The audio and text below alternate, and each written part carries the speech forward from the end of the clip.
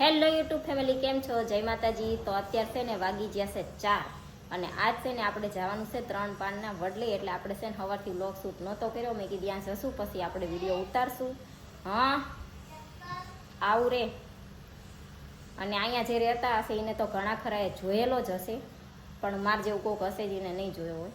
તો આપણે આજ જાવી છીએ 3 પાનના વડલે, જ્યાં કર્ણના અંતિમ સંસ્કાર કર્યા હતા. તો હાલો હવે આપણે જાવી. થઈ ગયા તૈયાર? અહીંયા જ હોય ને બીજું તે એક પૈડું હોય ને બીજું ના હોય. તો અમારા ભાઈ થઈ ગયા છે તૈયાર, નવું ટી શર્ટ પહેરીને જાવું છે ને. તો જો આ છે સ્વામિનારાયણનું મંદિર રુસ્તમબાગ, અને આપણે સામે છે મંદિર, ત્યાં જવાનું છે. તો અહીંયા તો પહેલાં તો છે ને એન્ટર થાય એટલે ગૌશાળા છે, બધી ગાયો છે.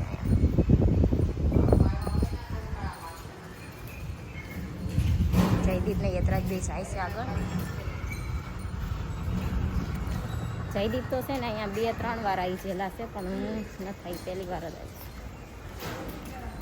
બધા કહે છે બહુ સારું છે.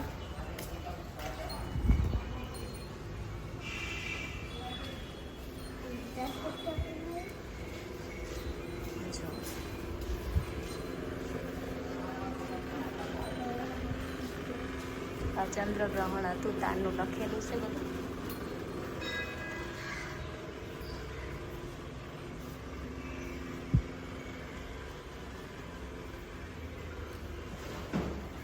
ને અહીંયા જો 3 મહાન શ્રી બલરામદાસ, હા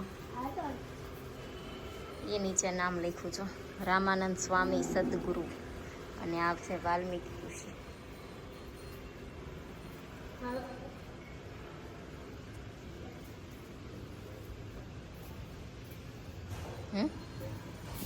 જો અહીંયા છે હવે 3 પાનનો વડ. ચા છે આર્યો એ અંદર. જો આ જાળીની અંદર છે 3 પાનનો વડ. પેલા જાળી નહોતી ને કે હતી?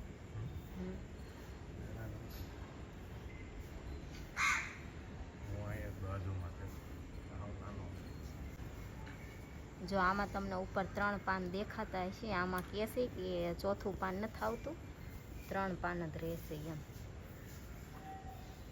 અને કદાચ એક આવે તો એક ખરી જાય છે, એવું છે ને, એ રીતનું છે. પણ મૂળ અહીંયા 3 પાન જ રહેશે, એટલે આને 3 પાનનો વડલો કહેશે.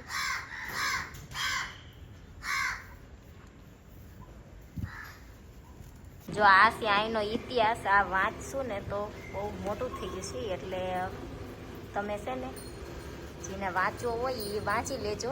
પણ આમાં એવું છે કે કર્ણ અને જ્યારે અગ્નિદાહ દેવાના હતા ને, તો એમને એમ કીધું કે હું કુંવારી માતાનો પુત્ર છું ને, એટલે મને જે કુંવારી જગ્યા હોય ને ત્યાં અગ્નિદાહ આપો. એટલે પછી સુરતમાં એક જ જગ્યાએ કુંવારી, આ તાપીના નદીના કિનારે થોડીક જગ્યા હતી, ત્યાં અગ્નિદાહ આપ્યા હતા. એવું એ રીતનો ઇતિહાસ છે, એ તમે બસ વાંચી લેજો. અને અહીંયા છે કર્ણ.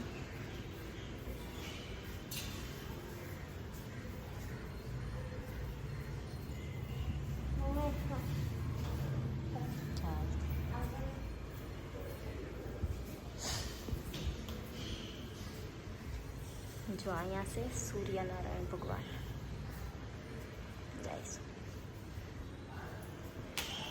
અને અહીંયા બદ્રીનારાયણ. અહીંયા મહાકાળી માં છે દત્તાત્રેયજી. અને આ દ્વારકાધીશ. પછી છે અહીંયા વિષ્ણુ ભગવાન, સરસ્વતી માં. અને જો ગંગા માં છે, યમુના માં છે. અને આ છે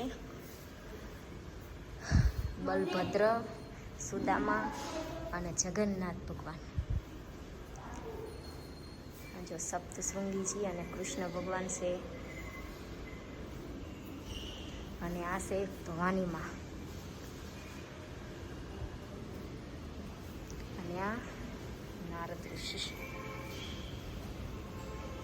અને અહીંયા જો ભોળાનાથનું મસ્ત મંદિર છે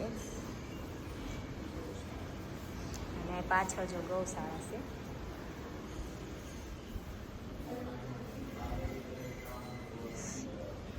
અને અહીંયા છે કર્ણ રાજા. જો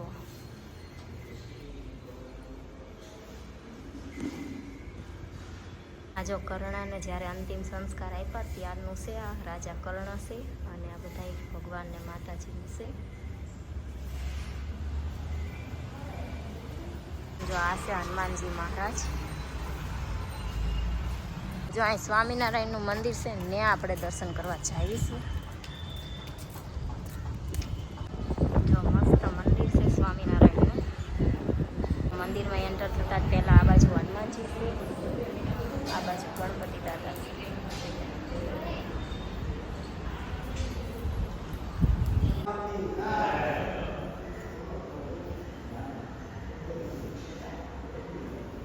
જો અહીંયા લક્ષ્મીનારાયણ છે. જો મંદિરમાં આપણે દર્શન કરી લીધા છે. હવે કરીશું પ્રદક્ષિણા કરી લઈશું.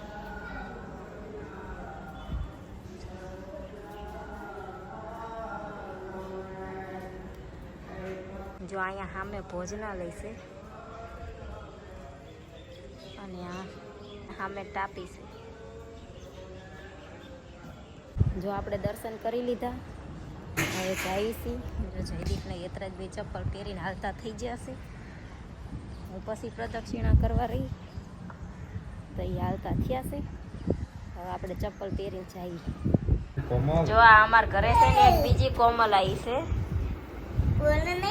કોમલ